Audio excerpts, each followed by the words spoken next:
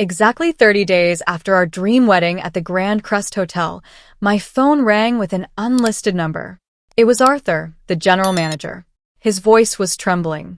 "Mrs. Vance, we were archiving the security tapes from the banquet hall suites, and we caught something you need to see.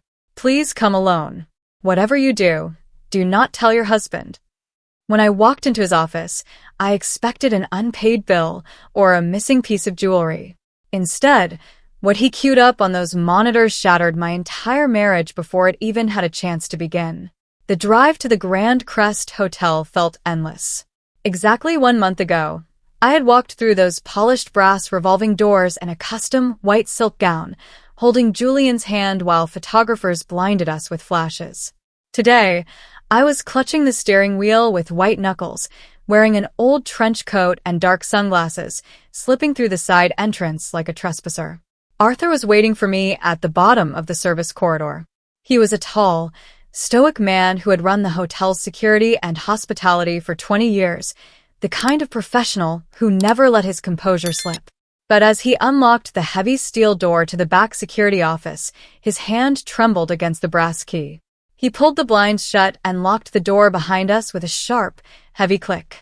"I am so sorry to bring you here under these circumstances, Mrs. Vance," Arthur said, his voice barely above a whisper. "Our insurance compliance requires a quarterly archive of all VIP suite corridor feeds. I was reviewing the night of your reception personally." He pulled up a chair for me in front of a wall of glowing monitors and clicked a time-stamped video file labeled October 14th, Penthouse Corridor. "Watch the time code," Arthur said softly, pressing play. The screen flickered to life. The timestamp read 11:45 p.m., the exact moment I was downstairs in the ballroom cutting our cake. On the high-definition feed, a man approached our private suite using a master keycard. It was Julian. But he wasn't alone. Right behind him, carrying an empty duffel bag, was my sister, Chloe. I stared at the glowing monitor, unable to blink. On the screen, Julian typed a 4-digit code into our bridal suite's private wall safe. It opened immediately. Chloe stood watch by the doorway, chewing her thumbnail, her designer bridesmaid dress rustling as she shifted nervously. "Hurry up, Julian. If she comes upstairs to fix her makeup, we're finished." Her voice crackled clearly through the hallway ceiling microphone. "Relax," Julian replied, his tone smooth and icy, a version of my husband I had never heard before. "The photographer is doing a full table sweep. We have at least 15 minutes. He reached deep into the recessed steel box and pulled out the thick leather binder my late grandmother had entrusted to me. Inside were the unencumbered original property deeds to my family's coastal estate, alongside bearer bond certificates totaling millions. These were the foundational assets of my entire inheritance, brought to the hotel safe that morning specifically so our estate attorney could finalize the transfer into my private trust the following Monday. Julian didn't just take them. He unzipped Chloe's duffel bag and pulled out an identical blue leather binder. With methodical, terrifying precision, he swapped the files, placing the counterfeit documents right back into the wall safe and locking the heavy steel door. Chloe shoved the genuine originals into her bag. "And the signature on the liquidation authorization?" she whispered. "Already drafted," Julian said, checking his watch with a cold smirk. "Once the 60-day probate window closes, the bank processes the forged transfer to our holding firm. All I have to do is play the doting, adoring husband for 6 months, and she won't suspect a single thing until the accounts are drained dry." My breath hitched.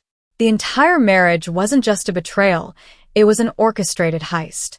Sitting in that darkened security office, every single memory of the past 2 years began to unravel before my eyes. When my grandmother passed away, leaving me as the sole executor of her estate, I was drowning in grief and complicated probate paperwork. Julian had appeared in my life like an answered prayer. He was patient, attentive, and endlessly supportive, spending long evenings rubbing my shoulders while reviewing dense legal clauses. He had presented himself as the ultimate safe harbor, a successful logistics consultant who claimed he wanted nothing from me except a peaceful life together. Now, the horrifying reality snapped into place. Every move had been part of a meticulously calculated board game. Julian had insistently offered to pay for a lavish wedding reception at the Grand Crest, personally coordinating every detail with management under the guise of wanting to give me the perfect fairy tale day. In reality, he had chosen this venue because he knew its private bridal suites were equipped with individual safes, the exact place my estate attorney instructed me to keep the original deeds overnight before Monday's vault deposit. And then there was Chloe.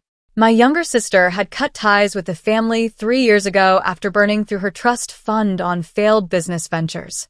6 months ago, she suddenly showed up on my doorstep, weeping, apologizing, and begging for reconciliation. Julian had been the one who urged me to forgive her, insisting that family came first and that she deserved a seat at our head table. It had all been theater. My fiancé's selfless devotion and my sister's tearful redemption were nothing more than a coordinated setup. I hadn't just married the man of my dreams. I had willingly handed the keys to my entire legacy to 2 predators in disguise. Every instinct in my body screamed to drive straight to Julian's office, throw my wedding ring in his face, and call the police. But 28 years of family legacy were on the line, and rash anger would only give them time to hide the assets.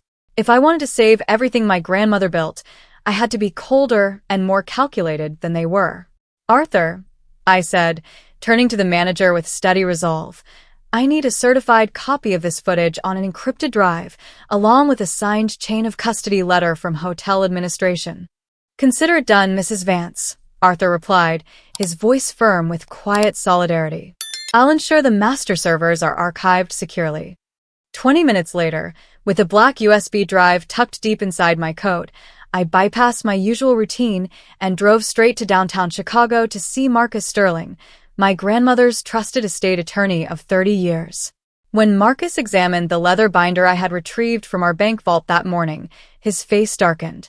"The watermark on the seal is off by 2 millimeters, Marcus said, running a specialized UV magnifier over the deed's parchment. "These are master counterfeits. Good enough to fool a standard clerk, but fraudulent to the core." Marcus immediately initiated an expedited forensic document audit. Within 2 hours, our legal search pulled up an active, pending liquidation filing scheduled to trigger in exactly 72 hours. Julian had established an offshore holding entity named Vance Legacy Holdings LLC, registered under Chloe's maiden name. Attached to the filing were high-resolution scans of the stolen original bearer bonds and a forged power of attorney certificate bearing my replicated signature. The trap was fully loaded. In 3 days, the title of the coastal estate would be transferred to an anonymous shell corporation, and the bonds would be liquidated into private offshore accounts. "Do we file an emergency injunction?" Marcus asked, his pen poised over the court registry paperwork. "Not yet," I replied, staring at Julian's elegant, fraudulent signature on the screen. "If we freeze it now, they'll claim clerical error and scatter. I want them in the room when the floor drops out." For the next 48 hours, I gave the performance of a lifetime. When Julian came home that evening, smelling of expensive cologne and smiling warmly, I kissed his cheek, cooked his favorite braised beef short ribs, and asked about his client meetings. When he wrapped his arms around my waist from behind and whispered how lucky he was to be building a future with me, the bile rose in my throat, but my smile never wavered. I nodded, rested my head against his chest, and played the adoring, naive bride to absolute perfection. Behind that mask, every second was weaponized. While Julian slept soundly beside me, I quietly coordinated every move with Marcus and the bank's Special Fraud Investigative Division. Because the stolen bonds were registered securities, the Financial Crimes Division flagged the pending liquidation request without alerting the applicant. Marcus prepared an ironclad preliminary asset freeze, ready to be executed at the push of a button the moment Julian attempted the final transaction. Then I set the stage for their final act. I told Julian that in honor of our 1-month wedding anniversary, I wanted to host an intimate private dinner at the Grand Crest Hotel, the very place where we had celebrated our vows. I told him I wanted to make a special, formal announcement regarding the estate and present him with an official partnership role in the family trust. Julian's eyes lit up with predatory triumph. He immediately insisted on inviting his closest corporate partners and even suggested we invite Chloe to celebrate her new beginning with us. She's family after all, Julian said, pouring 2 glasses of vintage wine to toast our milestone. It's time we all share in the prosperity. To family, I said, clinking my glass against his, watching his smug reflection in the dark window pane. I booked the Grand Crest's private executive dining suite for Thursday evening at 7. By Wednesday afternoon, Arthur had the high-definition presentation screens wired directly into the hotel's master media server, while Marcus and 2 state financial fraud officers were booked into the adjacent conference suite, waiting for my signal. The executive dining room was bathed in soft amber light as 8 of Julian's business associates sat around the mahogany table, laughing and clinking crystal flutes. Chloe sat to Julian's left, wearing an emerald dress and radiating quiet triumph. "Before we bring out the main course," Julian announced, standing and tapping his glass with a silver fork, "I want to propose a toast to my extraordinary wife. Tonight marks the beginning of an empire built on trust and devotion." Everyone raised their glasses. I stood up, smiling smoothly, and picked up the presentation remote from the sideboard. "Thank you, Julian," I said, my voice projecting clearly across the room. "And to honor this new partnership, I've prepared a short presentation documenting exactly what our future is built on." I clicked the button. The large 4K wall monitor flickered to life. Instead of an estate portfolio, high-resolution surveillance footage filled the screen. The timestamp read 11:45 p.m. on our wedding night. The crisp hotel audio echoed through the surround sound speakers, capturing Julian's exact words. "All I have to do is play the doting husband for 6 months, and she won't suspect a single thing until the accounts are drained dry." Julian froze, his glass hovering midair, the color draining instantly from his face. Chloe dropped her fork with a sharp clatter. The side doors swung open.